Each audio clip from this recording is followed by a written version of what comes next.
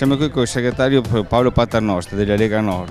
Come mai questa conferenza stampa di questi due candidati sindaci, Attilio Gastaldello e Alessandro Minozzi? È la conferenza stampa di fine campagna elettorale per quanto riguarda i nostri candidati sindaco a San Giovanni Lupatotto, Attilio Gastaldello e Alessandro Minozzi per Bovolone.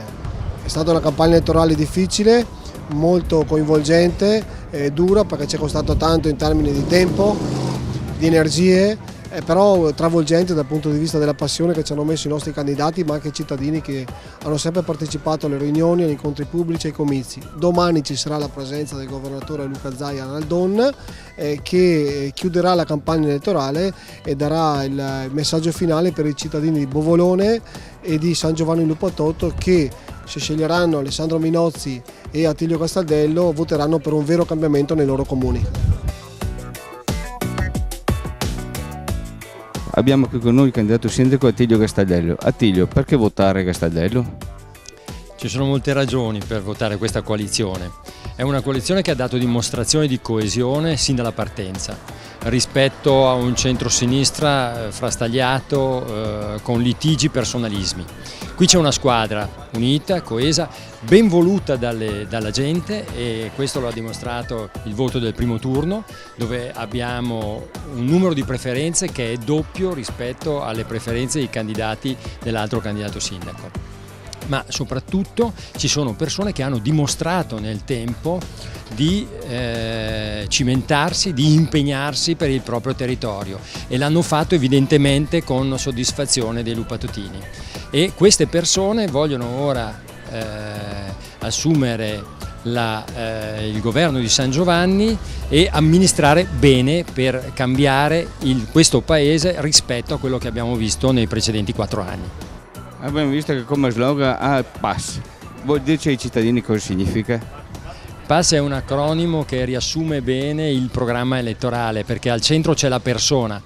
È un'attenzione che è trasversale, però, perché per mettere al centro la persona abbiamo bisogno di occuparci di ambiente, abbiamo bisogno di occuparci di sicurezza, abbiamo bisogno di occuparci di servizi.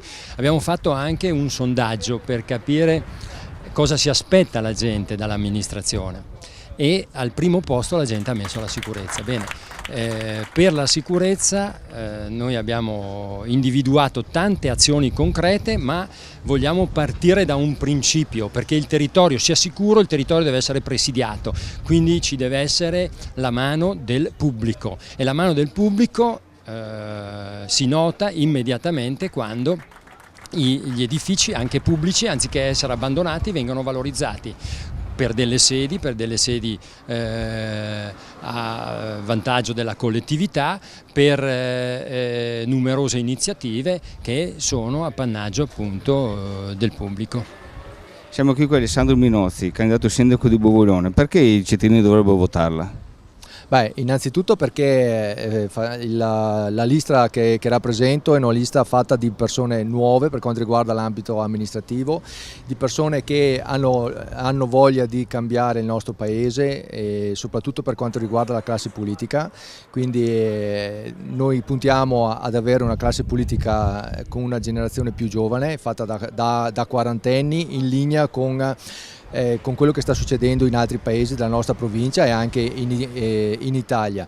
Inoltre, secondo il mio punto di vista, noi vogliamo dare ai cittadini di Bovolone un'amministrazione più trasparente, un'amministrazione che è vicina ai cittadini, che è partecipativa. Infatti noi vorremmo che i cittadini partecipassero di più all'attività amministrativa del paese, in linea comunque anche con il Movimento 5 Stelle, che anche loro hanno nel loro programma molti punti in comune con noi della Lega.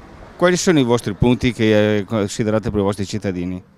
Beh, innanzitutto, come ho già spiegato nei vari giri, nelle varie contrade, noi partiamo da sicurezza, innanzitutto sicurezza per tutti i cittadini, ma soprattutto anche per le donne.